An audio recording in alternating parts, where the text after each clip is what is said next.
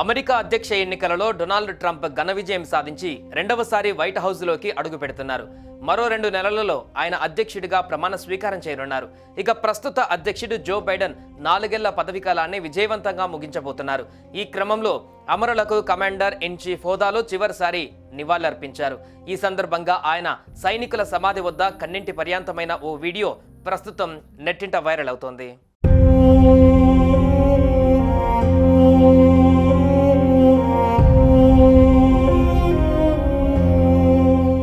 Veterans day service కార్యక్రమంలో పాల్గొన్న Biden దేశం కోసం ప్రాణాలర్పించిన అమరుల త్యాగాలను గుర్తు చేసుకుంటూ భావోద్వేగానికి గురయ్యారు. అమర సైనికుల సేవలను గుర్తు చేసుకుంటూ గాడ్ బ్లెస్ అమెరికా పాట ఆలపిస్తూ అధ్యక్షుడు జో కంటతడి పెట్టుకున్నారు.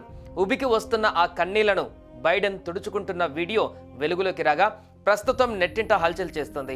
అమెరికా అధ్యక్ష ఎన్నికల ఫలితాలు వెలువడిన తర్వాత తొలిసారి అధ్యక్షుడు జో బైడెన్, ఉపాధ్యక్షురాలు కమలా హారిస్ ఈ కార్యక్రమంలో పాల్గొన్నారు.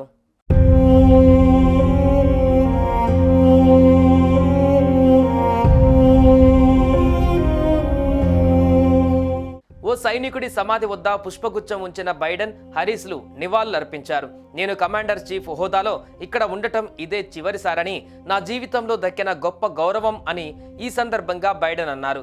తన కుమారుడు డెలావేర్ మాజీ అటార్నీ జనరల్ బ్యూ బైడెన్ను ఆయన గుర్తు చేసుకున్నారు.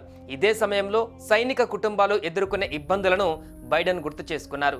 చాలా మంది తమ వారి కోసం ఎంతో ఆందోళన చెందుతుంటారని అన్నారు. యుద్ధంలో ప్రియమైన వారిని కోల్పోయిన కుటుంబాలకు అండగా ఉంటామని, వీరుల కుటుంబాలకు మా పవిత్రమైన బాధ్యతలను నెరవేర్చడానికి కట్టుబడి ఉన్నామని వ్యాఖ్యానించారు.